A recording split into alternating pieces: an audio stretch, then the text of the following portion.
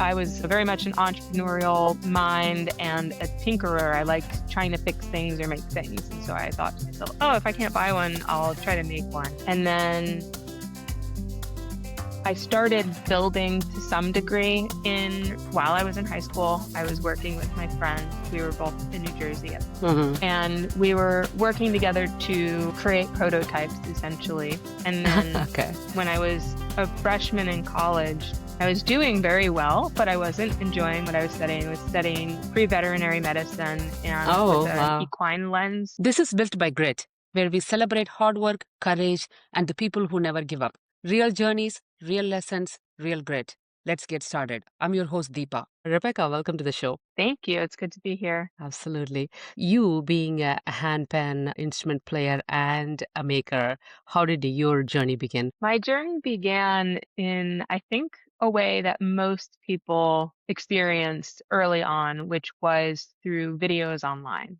Mm, Because there were so few instruments out in the world, you weren't just happening upon one in public. Maybe on the off chance you would see a busker, but it wasn't in music yet, and it was just not something you saw. So I was mm. online and I saw a video of uh, a handpan player playing an original instrument called the hong. And I thought, wow, that is incredible, which is, a common reaction. What is this? It's Yes. amazing. And that was 2011. And I went to Google and what is a handpan?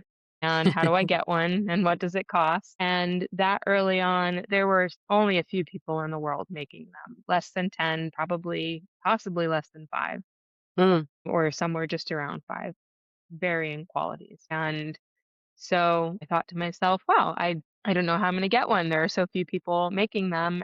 And apparently they're pretty expensive. And hmm hmm my little brain early on, I was very much an entrepreneurial mind and a tinkerer. I liked trying to fix things or make things. And so I thought to myself, oh, if I can't buy one, I'll try to make one. And then I mm. realized I was way in over my head. And then I got on some wait lists and eventually acquired 1 year post discovery. I acquired my first instrument. Wow. Wow. So, did you have any music background before picking up this instrument, or is this your very first music introduction? I did have a little bit of a background. I have been playing the flute for now, what is close to 20 years, probably. Yeah, about 20 years I've been playing the flute. Just some band in elementary school. I started out young. And so I started out reading sheet music and knowing how to read sheet music. And then a little bit of guitar, nothing serious.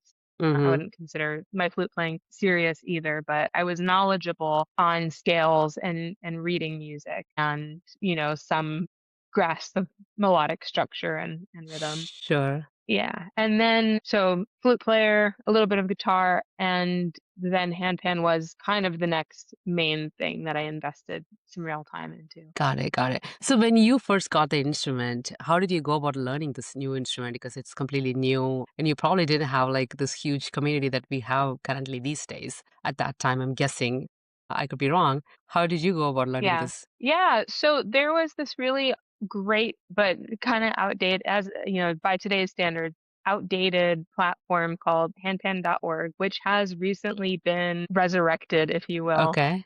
because it had been shut down for quite some time. So this forum it was like the early days of Facebook too.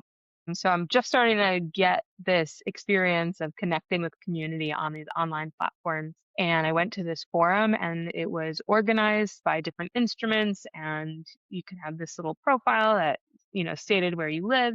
And I hmm connected with other enthusiasts and made some friends. I made a really good friend named John. We're still friends to this day. And so a lot of it was through finding little resources online. There hmm were very few tutorials out there, but I did find a couple. And mostly in the very beginning, it was just kind of self-taught exploration. And as the years went by, I started sitting with more experienced musicians, world percussionists, and gaining more percussive skills. And eventually, I was drawn to the drum kit, and I learned how to play some pretty basic to intermediate stuff on the drum kit and brought that to the handpan, or was taught different world rhythms and then brought that Mm-hmm. to the handpan. So my education evolved as the industry evolved and there was more access to online tutorials, meeting people in person, and just seeking out percussion in general. And all along you were in school while this was happening? So, yes and no. When I discovered, I think I was a junior in high school. Maybe I was a sophomore in high school when I discovered the instrument. And then I was Uh-huh. a junior in high school when I received my first handpan. And then I started building to some degree in while I was in high school. I was working with my friend. We were both in New Jersey Mm-hmm. and we were working together to create prototypes essentially. And then Okay. when I was a freshman in college, I was doing very well, but I wasn't enjoying what I was studying. I was studying pre-veterinary medicine Oh, and with an wow. equine lens. Yeah, and it was going well. And then, being around unwell animals, I realized I don't want to be around unwell animals. This is painful. It's too emotional. Right. And it's like, of course, I knew that was part of it, but once I actually was experiencing what comes with potentially being a veterinarian, it's like, no, I don't want this. I really think I actually prefer the arts despite having an inclination towards the sciences. And so the second semester of the year, I started working on fully discovering what it meant to build a handpan and doing that in my spare time. And after that second semester of college was when I fully took the leap, said this is what I want to be doing, and I didn't return to school after that. Got it. That's quite a turn actually, 180 degrees turn from Yeah. being trying to be a vet to a musician. So how did you actually go about building an instrument? Like, I mean, I play an instrument myself. It's not like, the thought never crossed my mind to even think about how would I end up making this instrument if I were to make this. It's like, I play an instrument, that's it, right? Like I'm still trying to master that instrument. Making that instrument as a thought never crossed me. So Right. A, obviously you thought you wanted to make that instrument. B, you need to have either like someone who already knows how to make this to guide you, right? So what was that process like? How did you figure out how to make this instrument? It was definitely something that I did not do on my own, and I don't think about whether or not I could have.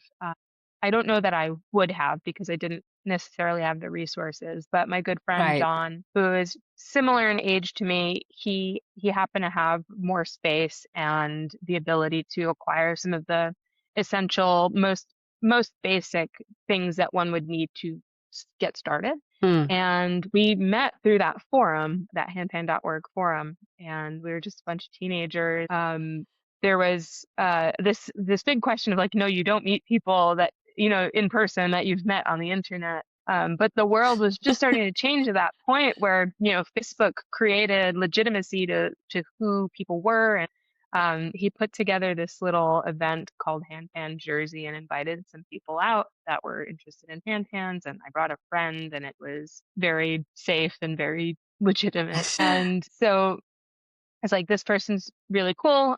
He's an hour away from me. Let's hang out. And he invited me to start trying to make handpans with him. And so he had acquired what one would need more or less to make a steel pan, which is, the original form of the handpan is the steel pan. Hmm. Hmm. And I believe he was always kind of like a step or two ahead of me and had watched all of these videos, I believe, on how to make a steel pan. So learning Hmm. techniques and figuring out what kind of tools were used. And it was very rudimentary, and so were the tools and materials that created the first steel pan. So we Hmm. took that approach, and there are a lot of similarities between a hand pan and a steel pan. The fundamental concepts are Hmm. almost the same. So there was a lot of information and knowledge from the original art form of the steel pan that was used to make hand pans that wasn't super readily available, but it was around and it was accessible. And so he kind of got us started with oil barrels and sinking lids, and we were doing all of that by hand. And that's Nice. how a steel pan would have been made. And Ah. then just evolved it added the elements that were necessary to make it distinctly a handpan. And as time went on, we connected with other people who had been building handpans, got tips and tricks and ideas that helped us evolve as these young people who are just kind of, trying to figure out how it's done. So there was, in a sense, some sort of apprenticeship that I had, Mhm. Mhm. but we were both very much learning kind of at the same time. And then guidance from people who had done it before us. And a lot of those people had steel pan background. So like Kyle Cox from Pantheon Steel, he was a steel pan builder and tuner before Handpan. So he was able Mm. to help push the art form and created a lot of open source information that helps the industry kind of find its footing. Nice, nice. That's a great story. Yeah. So, I read on your website that you founded that Spirit Handpans, the company that you currently own, at the age of 20. That's huge.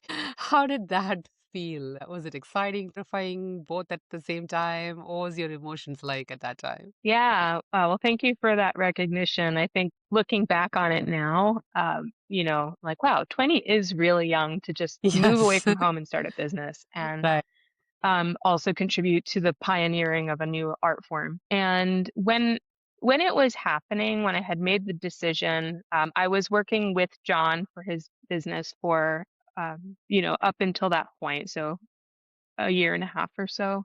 Mhm. And I, we were great friends. It was a hard decision to walk away, but ultimately, I didn't love living in New Jersey. That was just a huge part of it. I had I fallen in see. love with Asheville, and also, I was like coming of age and had every freedom to try living somewhere else. So a huge part of the decision to start Spirit Handpans was simply being ready to step out into the world as a young individual. And of course, artists have different visions and different desires for how, we want to try to make something. And I knew that I had to step out on my own and invest my own resources into evolving the art form in the way that I had imagined. So Mm. it was time for me to invest in all of the equipment I needed and have a studio so I could start moving in the direction that I believed would help me build the instrument of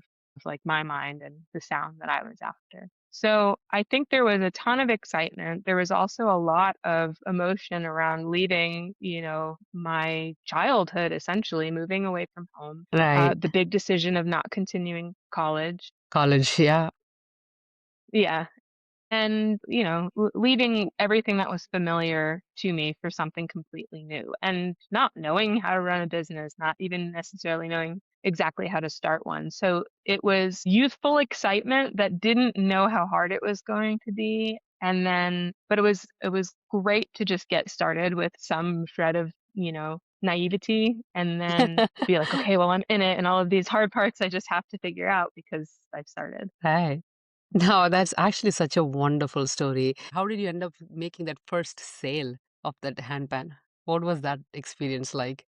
Who did you sell it to? Do you still remember? Yeah, so the very first Spirit handpan went to my friend Imani, Mm. and I think that I knew she was going to want that instrument. And I had met her at a handpan gathering when I was still working with John in New Jersey. And all of a sudden, this is like I was the first, not the first woman to ever make a handpan, was the second woman to ever make a handpan.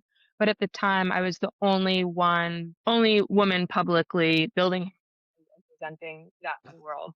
And so this friend of mine, Imani, she was very excited about that. She was like, yeah, female power, this is awesome. And we connected at a gathering in Missouri called Handpangia. And she just had this really, she was very supportive. She believed in me. She believed in what I was doing and she wanted to Mm-hmm. support Mm-hmm. that. And Mm-hmm. we met in Missouri, but she lived in Asheville. Mm. And I would come and visit her and experience handpans with her. And she was like a wise woman giving me guidance as I, started this journey of beginning my company. And I just think, at that time I had a feeling she was going to want it. It was kind of a sacred and symbolic thing for her to have that first instrument. Mhm. and she's the one who received it. The scale was called La Serena, and yeah, and it was my very first instrument, so it was completely handmade versus the process is a bit different than it is today. So she got something really Got it. special. Awesome.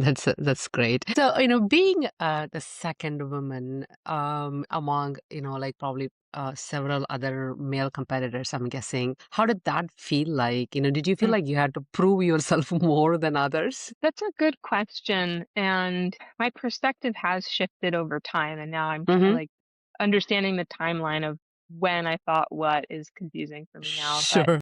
early on, I just knew it was important. I knew that it meant something to other people, and I knew it Mm-hmm. meant something to me, and my focus also was just on making these instruments and not necessarily comparing myself to men or Mm-hmm. thinking that I don't Mm-hmm. think there was a thought that I had to prove myself.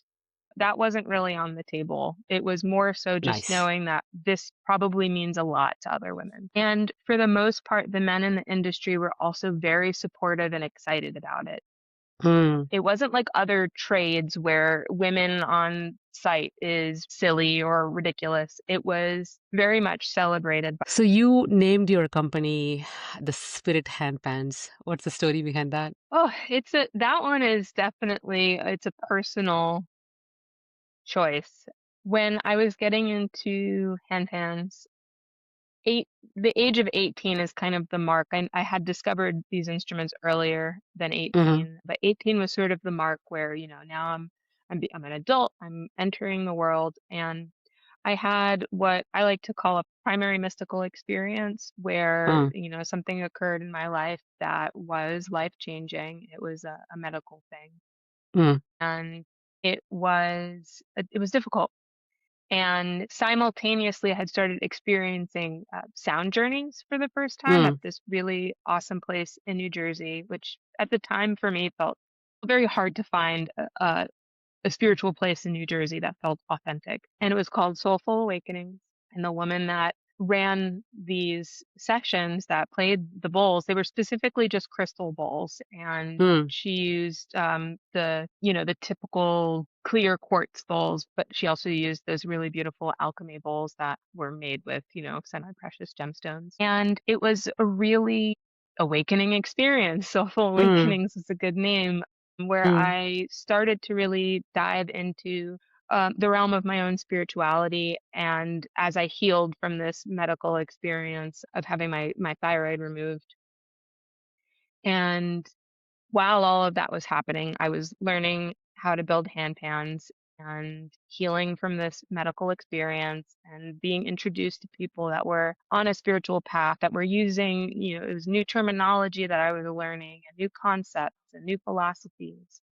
And it all very much felt like as I'm stepping into adulthood, my spiritual path is unfolding before me. And when it came time to, the decision was made to start my own handpan business, it all felt so interconnected with this Mhm. spiritual path. And handpans felt like they were almost the spiritual path to some degree. So it felt very appropriate to call it Spirit Handpans and know that a lot of people were having a similar experience with this type of instrument. That the handpan Mm. felt for a lot of people like a spiritual experience to hear Mhm. it, the way it made them feel. And it felt really appropriate for that reason. And my hope was that it would resonate with people. That's a beautiful story. Thanks for sharing. I know it's a very personal story for you. So you mentioned the word feel in the context of the instrument. So what do you listen for when you are making a handpan? What do I listen for when I'm making a handpan? Oh, that is a loaded question. Yeah. I'm listening for a lot of things.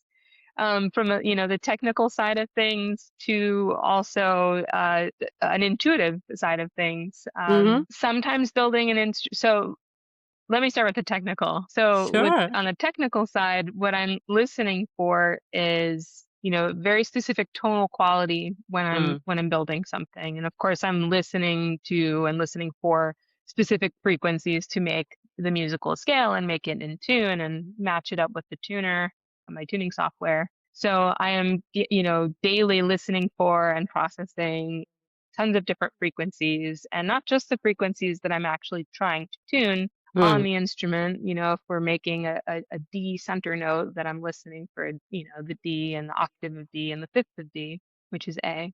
But I'm also listening for extraneous sounds that I don't like. Is there another part of the instrument that's resonating in a way that I Mm. don't want, or am I listening for a bloom that I do want?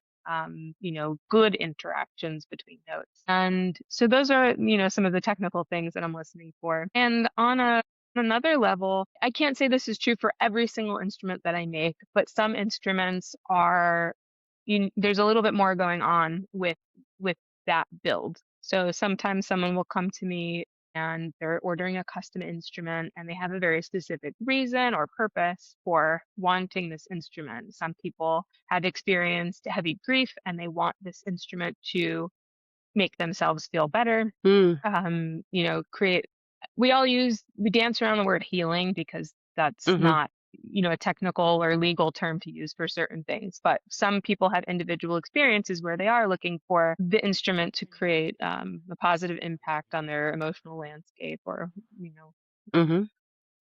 or they themselves had a spiritual experience or are looking to have a spiritual experience, and they want me to bring more intention into the process of building their handpan. And that is something that I love to do. I love feeling connected to people and their stories. And I want to put that same kind of gravity into their handpan when I'm building it. So when that happens, I will be listening, in a way. Again, this is kind of getting more into my personal process and Yes. practice of spirituality, but I'll listen for any kind of intuitive hit, or if there's something, I should be doing differently. Like sometimes people want me to engrave a quote on their instrument and Ah. they don't know what it is, or they want me to pick it, and I'll through the process be listening for that. Like, what quote am I supposed to put on this instrument, or Mm. what message is supposed to go along with it? So that is another example of a nuanced thing that I'm listening for. Wow. That's actually very beautiful and very thoughtful. I didn't expect this. I actually thought you were gonna say that you listen to the tone, like it's a D sharp versus C sharp or whatever that note could be. But it was a lot more thoughtful than I expected. Thank you so much. That was wonderful. Yeah, definitely. Yeah, first and foremost, I'm listening for frequencies like 100. Beautiful, beautiful. And while we are making the instrument, is there any specific aspect of it that makes you feel like, okay, now the instrument is alive? That's a good question. I think sometimes it happens at different stages of the build. Sometimes it happens while it's always at some point in the tuning process. Mm-hmm. Where it's actually resonating and it's in tune and the scale it's supposed to be. Sometimes it happens before the instrument's even glued, after the last round of tuning, pre-gluing, where it's in the apparatus that I'm tuning it in, and it's just all really activated and alive is a great word for it. They don't always have that experience in the rings. The rings aren't creating the ideal resonance for Mm. the instrument. Like that happens once it's glued. But every now and again, there will be something about the tension in the apparatus that's just perfect, and it allows the instrument to sing clearly and balanced. And any maker will tell you, like, you can't always go off of the sound in the rings because, like, if one bolt's a little too tight, it can skew the sound from one side to Mm. the other. But every now and again, you do get just this really perfect alignment in the rings. Oh, this is going to be a really good one. And usually it happens once it's glued and fine-tuned and everything is locked in, and it's basically done. That it's Yeah, it's as you're crossing the finish line that the instrument really becomes alive and solid and beautiful. Nice, nice. So do you typically make instruments ahead of time and then just keep them for sale, or do you only make them if somebody gives you an order? Mostly they're built to order. I have been recently working on creating more of an inventory so that Mm. people can come to the studio or reach out and ask me what I have, and I will have things readily available. My preference is to build to order because I like that process of working with Mm. people. I love Mm. making the exact instrument someone wants. Mm. And at for a while, that was my capacity. I was getting so many orders that that was pretty much all I could really do was just build the orders that were coming in. And now I have a chiropractor and I can make more handpans and I can build an inventory. Nice. So that's pretty great. Thank you. Chiropractic care. That's awesome. So yeah, now I have a pretty solid inventory and it's my hope to keep that up. Got it. Got it. Got it. For someone completely new to handpans, I mean, like when I went to your website, there were so many different types of handpans out there. It's the frequency or the material or the color, whatever it might be. I'm not really sure what I'm looking for. So, how would Mhm. you educate a complete beginner on how to go about procuring their first one? How would you guide them? The best way is to watch videos.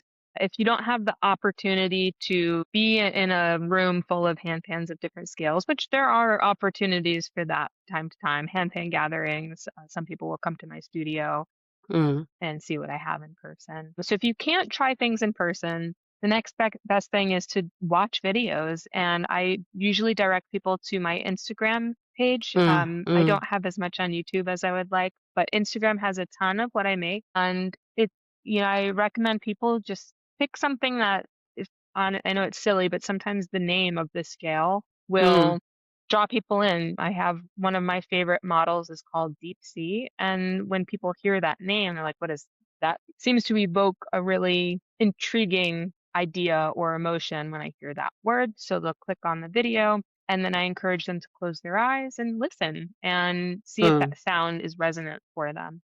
mm, And usually people will find something that they like, and I'll send them a virtual player so they can actually try the scale out on their phone. It's not quite the same as playing a mm, handpan, but it gives people the a sense of the, melodies they could create. And then we dive in to designing their perfect instrument, whether that have bottom notes on it or extra notes on top. And if people have absolutely no idea, I run them through a series of questions of like what kind of emotion they want to feel and do they like higher or lower sounds and we start narrowing things down. mm. And that could be a tricky process, right? Because, maybe today I'm like in a certain mood and the next moment I'm in a completely different mood. So, is there a Right. one generic instrument that or generic frequency that just fits almost any emotional state, or there is no such thing? There are a few models that are considered kind of a universal neutral experience where it's not going to compete with your emotions, you Mm, know, That's the best way I could put it. mm, So one of those models is called Celtic, and okay. specifically it's popular in the key of D. So D Celtic, it's a minor scale. And most people have a pretty consistent experience with it Mm, versus Oxalis or Oxalisa, which is a G major. And that's going to evoke just like a happy, joyful experience. And that's pretty much mostly what you can get with it. mm, But that's where bottom notes come in to start to diversify the experience. So if you want something that has more complexity, you want to be able to play major or minor, bottom notes are a mm, popular option to create a little mm. bit more versatility on the instrument. Instrument, that makes sense. So, do people try to match the frequency to their singing or a vocal frequency, or is that not a criteria for this instrument? It's not a criteria, but some people do want a handpan to match their voice, and it's subjective. So some people want something that is their range. So if they sing low, they might like a low handpan to be, in sync with that. Mm, And some people want something opposite. I'm not much of a singer, but I generally, sure. personally, I have a bit of a lower voice for a woman. I sing on a lower end of the spectrum. And so having a handpan that matches my preferred key, but is in a higher register, so I Mm, can play these high notes over my lower singing voice is something uh, that I enjoy. So most people don't sing with their handpan though, and not that I've seen. I mean, I've seen plenty of people do it, but most people that are coming are not, telling me that their intention is to sing with it. got it, got it, got it. So what do you think is the biggest misconception for the first time buyers out there? The thought that people have when they approach the handpan is that it's going to be a pretty intuitive and easy instrument to get started on, and that happens to be true for most people. Mm, I think it would be a misconception to say that it is easy for everybody or that there's a learning curve to it just as there is with any new thing. Mm-hmm. But the truth is that it is a pretty generally accessible instrument to get started on, especially for people who have no musical background. Musical background. Isn't Yeah, there isn't too much of a hurdle to get over. There is this big learning curve you can go over to get really, really great at it. And also the entry point, it's just super accessible and widely available for most people. So, how should someone think about their budget to buy a handpan without feeling overwhelmed or discouraged? Because it's not in hundreds. Typically, Absolutely. it goes to close to 1,000 or more, right? On an average. Yeah. Yeah. Yeah, so there is a range of cost and quality. There are instruments you can find online for around $200, and handpans are a bit different than other products out there where, you can get a $200 desk or you can get a $2,000 desk. Mm-hmm. And the $200 desk is not going to last you as long, but it's going to be a functional desk. Or I'm shaking my desk, sorry for like the camera going. It's okay. It's still gonna be a functional desk, um, and it might look good, and that's great, and most people are buying the $200 desk over the $2,000 desk. In the world of handpans, the $200 handpan is not as functional as the $200 desk in that world, in Mm, that industry. mm, mm, It's just not the same. And so I have experienced plenty of people who have purchased a $200 handpan and quickly learned that it wasn't good or, mm, even necessarily acceptable, but having it on their lap and going through the motions made them realize that they did want a handpan in their life and then realize, mm, okay, I need something better. Once you start getting into the $1,000 range, you're going to get a decent handpan that is functioning as it should and is enjoyable and, will bring people pleasure and do the job that a mhm. handpan is supposed to do. And that's great. And that's a perfect, it's still a high budget for some people. Spending 1,000 or more on a musical instrument Right, it's a right. luxury. But then there's another step up, and it's hard to articulate the distinction between, it's easy enough to display the distinction between a $200 instrument and a $2,000 instrument. And most people can see it with a simple side-by-side video online. But then between the $1,000 instrument and the $2,000 instrument, there's far more refinement that continues to go into it to create this really luxurious, really pure experience that Mm, most people do discover. I have some more affordable instruments I make on a very limited basis that are more in the, $1,500 range, give or take. mm, And I'll set that on someone's lap and say, this is my essentially my economy price. mm, And then I'll put on my high-end instrument onto their lap and I'll say, okay, this instrument costs about $2,300. And they're blown away. And I've had people mm. come with the 1,500 or so budget in mind, ready to Budget, purchase yeah. one of those, and then try the high-end instrument and then realize, wow, there really is something special about this higher dollar instrument. And it's all in the experience of it. It's the way it looks, it's the way it feels under their hands, the way it feels inside of them, and it's the way it sounds. And I've had almost everybody that's come for the $1,500 instrument has changed their mind and ordered a $2,000 plus instrument. Right, right. Is it the material quality that's different between the 1,500 and the 2,500, or is it something else? What goes into that? For my instruments, it's not the material is actually the same. It's the process that I use to build each one, and they're Mm, different.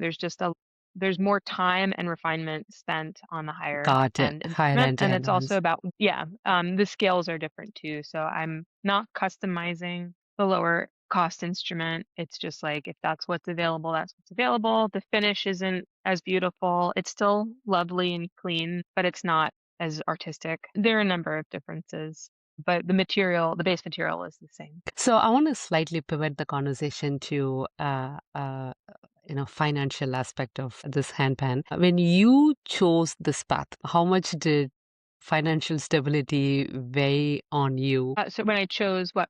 What in to particular? become an entrepreneur? Okay. Yeah, I don't think I thought about it too much. I think that's another interesting question. When I branched out, I don't think I was considering the financial risk of starting a business. Mhm. And that's because I had already had a pretty solid foundation. Like I was already capable of building a decent instrument and by those days standards, pretty good. Mm. So I knew that I could build this thing that people wanted, and Mhm. I knew that I would be able to find people that wanted it to purchase it. So it wasn't, you know, that part created a sense of security of I know Mm. I'm going to be able to produce this thing and I know there will be a buyer on the other side, especially in the early days because there were far, far, far more people that wanted them than there were people making them. It's a bit Mm. different today. It's a much more met market, especially with them being mass produced, though produced instruments are not very good. It's a different market now. But I think there was this big part in my mind where knowing that my decision was to leave college and start this business that was obviously viable, that okay, even if it didn't work out, I can always go back to school. The initial investment was pretty low for starting a business. I won't say the exact number, but Sure. most people need capital of 50 to $100,000 to start a business, and I didn't need that. Mm. And not having hundreds of thousands of dollars in college, in student debt, and especially from like undergrad, and then I'd be in, veterinary school. I would have been looking down a lot more debt going the route of school. So I think it felt like the smarter and easier financial decision to try this. Do you, besides making the instrument, do you also teach handpan? I do teach some. I haven't been teaching as much because the demand for the instruments has grown so much that I'm putting more of my energy into that. I Making used to that, do yeah. classes. Yes, exactly. I used to do classes and I still do occasionally. And I used to do a lot more teaching online one-on-one, and I don't do it as much anymore. But occasionally I still do. Nice, nice. So when, let's say I purchase your handpan, and just an FYI, I'm on in the market to get one. Addie has been Awesome. telling me that I need to get one. Nice. When someone holds the handpan in their hand for the very first time, what do you hope as a maker? What do you hope they feel? I hope that they feel excited, Mm-hmm. and I hope that they lack hesitation, Mm. whatever the opposite of that, eagerness. I mean, I want people to be relaxed. I want them to feel almost a sense of safety that Mm. what they've just invested in is exactly everything that they hope for, if not more. And joy. I hope they feel joy. That's fantastic. Looking back, is there any advice you would give to your younger self? Relax more, little Rebecca. It's gonna be okay. Okay. And yeah, I wish that it's funny. I'm both a very serious person and also a very silly and goofy person. And I would say most of the industry doesn't see the silly, goofy side of me. They see a more serious and present version. Not that I'm not present when I'm being goofy, that's questionable. But when I started out making these instruments, I wish I had the foresight to trust that this was going to work out in the long term. Mm. Knew that it was going to work out in the short term, like I had mentioned before, of, like I know this is a viable business Mhm. at the time, but I didn't see the long game. And I think that part of that was from the physical pain from the job. It is very uncomfortable to hammer metal every single day, and it Yeah. does cause some, neurological issues and, muscular like imbalances. And that got to me very early on. Mm. And running the business side of things was very hard for me in the beginning. And I didn't have a lot of extra money to invest in a bookkeeper, or even paying for QuickBooks just felt like an extraneous expense that I couldn't justify in the beginning. So I was juggling a lot, and it created a kind of created fear that I wasn't Mhm. going to be able to do this long term because of chronic pain and just a sense of burnout from managing more than I could manage. And if I could go back and say, hey, you can stick it out for a few years or just invest in it now, you'll see it. It's going to be worth it. And maybe I needed to go through all of that to understand why it's worth it now. But now I'm at a point where, like I said, I go to a chiropractor and it helps me make, so many more instruments with less pain, which is a miracle. And I'm paying for QuickBooks now, so I don't have to worry about organizing my books. And I wish that I had understood the value of that Mhm. kind of self-care and that kind of like business behind the scenes investment. So I would tell myself to just do those things and Are you know it's gonna work out. Yeah. are you still, like a one-woman army, or do you have other employees in your company? Do you have help? I do have a little bit of help, with some aspects of the job. So I do have a mostly dedicated, ding hammerer. I know it sounds ridiculous. So the dome on the center note of Yes. the handpan, we call it the ding.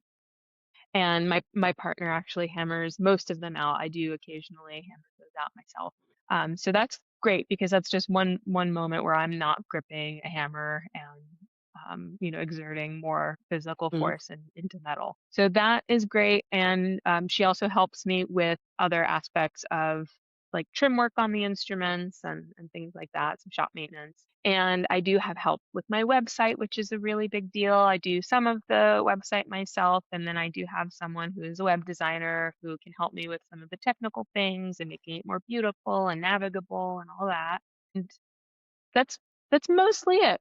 I do have, Nice. I would say, like a big part of my team is my supportive customer and friend base who have my instruments.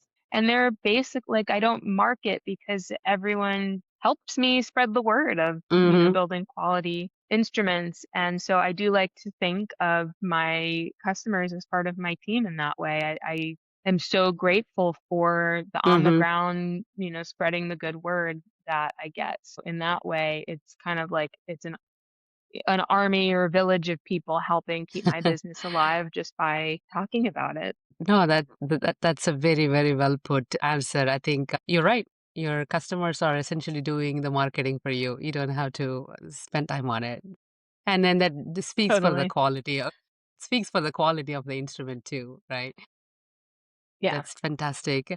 So, why I was just thinking about it. A couple of people I personally know who have handpans, they never seem to stop at one handpan. Somehow they keep procuring more and more and more. What's going on? What's the psychology behind that? Yeah, the potato chip effect for sure. It's true. Most people who can afford, and they're expensive. So it says a Yeah. lot when someone is that excited about it that they're willing to spend thousands and thousands of dollars on a collection of instruments. And I would say one of the main reasons people do want more than one is because they're mostly built to one musical key. There is Mm, an aspect of limitation to, I don't love using the word limitation because I think even with one instrument, there is limitless, musicality to possibilities. it. Yeah. Right, where it's like, okay, if you feel like you've run out of, chord progressions and melodic structure, you can just get more rhythmic. You can learn more about percussion and Yes. bring in new textures and all of that. And it's true that especially people who have a musical background, they're like, well, I don't want to just play in D minor for the rest of my life. I really would like to play in a major scale or a Lydian scale or a Dorian scale. And they'll want a second instrument to have more versatility. And it seems like it grows where, someone will get a more simpler instrument with less notes in the beginning to, Mm, have this initial investment, see how far do I take this? And then as people acquire more instruments, it also seems that a lot of them will get more notes on their second and third ah, instrument, where I had a customer recently. He purchased a standard D curd 8, has 9 notes total. I call it 8. There's some debate about how to number an instrument, number the handpan. And then he purchased a second instrument for me that has 18 notes on it. So he upped to, 10 on the second instrument he bought for me, upped by 10. And it just creates even more versatility. So mostly acquiring additional instruments is to create more, to diversify their ability to compose or, you know, just what sounds that they're able to make. Absolutely, But there is an absolutely. addictive quality to it, I think. I can It's see like that. getting dopamine from acquiring a new handpan it's like kind of like getting a new car. Like, ah, this is new and nice. Yeah, that's awesome. So Rebecca, thank you so much for sharing your story and also a lot of insight into the making process. And it's, I'm sure people will benefit from listening to this podcast. It's like, when somebody thinks about why this instrument is expensive, there is so much physical hard work that goes into it, right? And I think that's a very important message that we got across. It was wonderful talking to you. It was wonderful talking to you. I really appreciate having this opportunity to share a bit more about what I'm doing, and your questions were fabulous. And I really loved, getting to think about some of these things in a different way. Thank you so much. Thanks for joining me today. If this inspired you, please like, share, and subscribe.